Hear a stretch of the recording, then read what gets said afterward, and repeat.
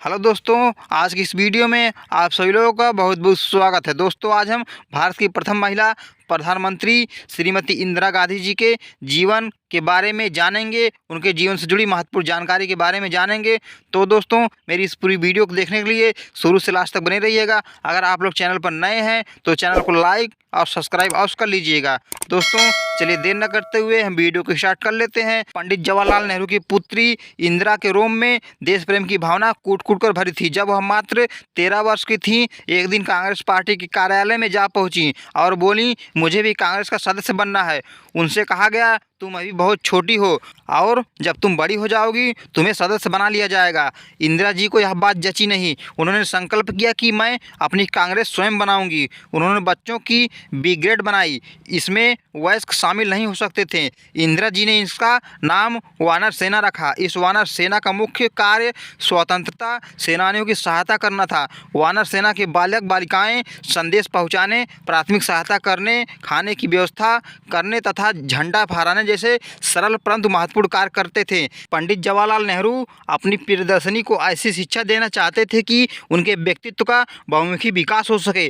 पंडित नेहरू व उनकी पत्नी के स्वतंत्रता आंदोलन में सक्रिय होने के कारण उन्हें कई बार जेल जाना पड़ा था। इसका प्रियदर्शिनी की शिक्षा पर असर पड़ा। वे लगातार एक ही जगह स्थिर रहकर शिक्षा ग्रहण ना कर सकीं। उन्होंने दिल्ली, प्रयागराज और पुणे की स्कूलों में भी शिक्षा पाई। पुणे में मैट्रिकुलेशन की परीक्षा पास करने के बाद वे गुरुदेव रविंद्रनाथ टैगोर के शांति निकेतन में आ गईं और वहां पढ़ाई लिखाई के साथ उन्होंने नंदलाल बोस जी से चित्रकला भी सीखी थी। एक बार विदेशी प्रोफेसर कला भवन में भाषण देने आए। कला भवन में जूते पहनकर जाना माना था। वे भूलवश जूते पहनकर कला भवन में प्रवेश कर गए। जब 3-4 दिन ऐसा होता रहा तो एक दिन प्रोफेसर के प्रवेश करते ही सारे विद्यार्थी अनुशासित तरीके से कतारबद्ध होकर कक्षा से बाहर हो गए। शिकायत गुरुदेव के पास पहुंची। जांच करने पर मालूम हुआ कि विरोधी दल का नेतृत्व इंदिरा जी ने किया था। गुरुदेव मुस्कुराए। सत्य की ऐसी पकड़ और अनुशासन के प्रति ऐसी आस्था देखकर उन्होंने उसी दिन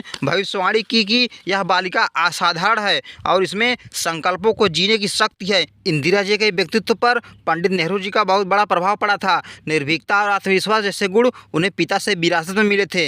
इंदिरा जी कठिन परिस्थितियों में धैर्य खोए बिना स्वविवेक से निर्णय लेने में सक्षम थी। इन विलक्षण गुणों ने इंदिरा जी को राजनीति के उच्च शिखर पर पहुंचा दिया था। उनके पिता ने उन्हें गहन राजनीतिक प्रशिक्षण दिया था। वह लगातार 29 वर्ष तक पिता के साथ कंधे से कंधा मिलाकर राजनीति के कार्यों में उनकी सहायता करती रहीं।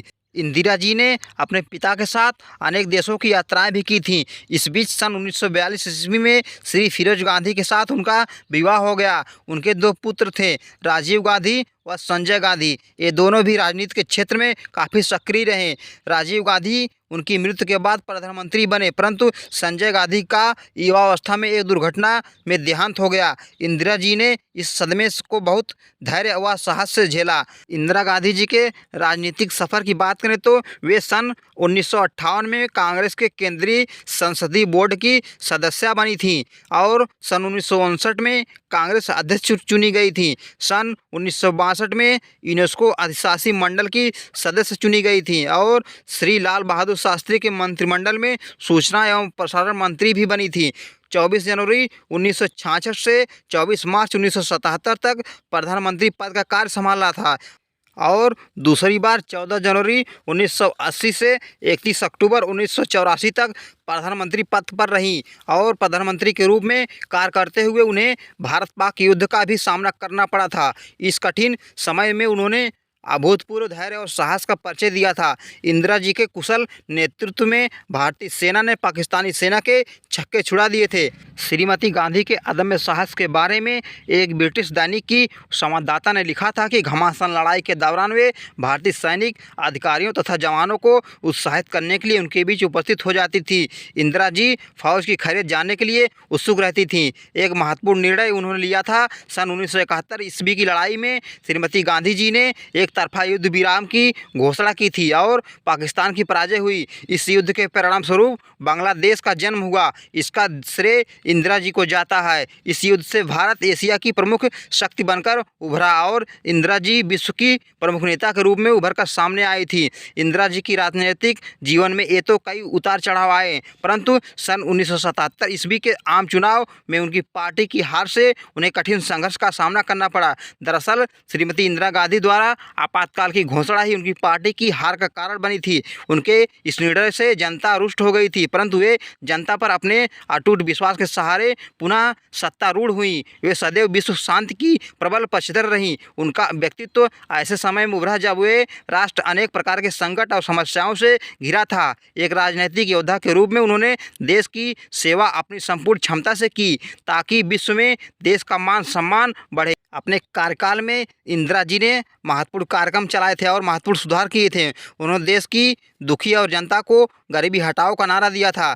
20 सूत्री कार्यक्रम के द्वारा इंदिरा जी ने अनेक मोर्चों पर महत्वपूर्ण उपलब्धियां अर्जित की थी। विज्ञान और तकनीकी विकास के नए द्वार खोले थे, परमाणु शक्ति का विकास किया और देश को अंतरिक्ष युग में पहुंचाया।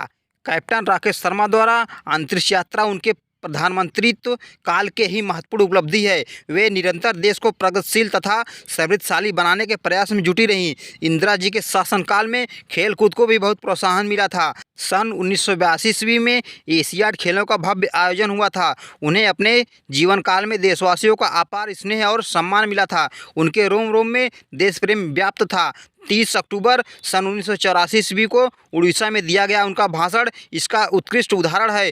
देश सर्वोपरि है। अगर मैं देश की सेवा करते हुए मर भी जाती हूं तो मुझे इस बात पर नाज होगा। मुझे विश्वास है कि मेरे खून का हर कतरा इस राष्ट्र के विकास में योगदान करेगा और इसे मजबूत और गतिशील बनाएगा। ये वाक्य थे इंदिरा गांधी जी के। लेकिन यह इस देश का दुर्भाग्य है कि अपने इस भाषण के अगले ही दिन भारत की यह महान सुपुत्री इंदिरा अपने ही अंगरक्षक की गोलियों का निशाना बन गई। यद्यपि आज वे हमारे बीच नहीं हैं, परंतु उनकी स्मृतियाँ, उनके विचार और उनकी महत्वपूर्ण देन हर भारतीय के दिल में युगों युगों तक चिरस्थायी रहेगी। इस प्रकार यह इंदिरा जी की जीवनी यहीं पे समाप्त होती है। अगर आप लोग मेरे इस चैनल पर नए हैं तो चैनल को लाइक और सब्सक्राइब अवश्य कर लीजिएगा। इसी के साथ मिलते हैं नेक्स्ट वीडियो में नेक्स्ट टॉपिक के साथ। तब तक दोस्तों, जय हिंद, वंदे मातरम।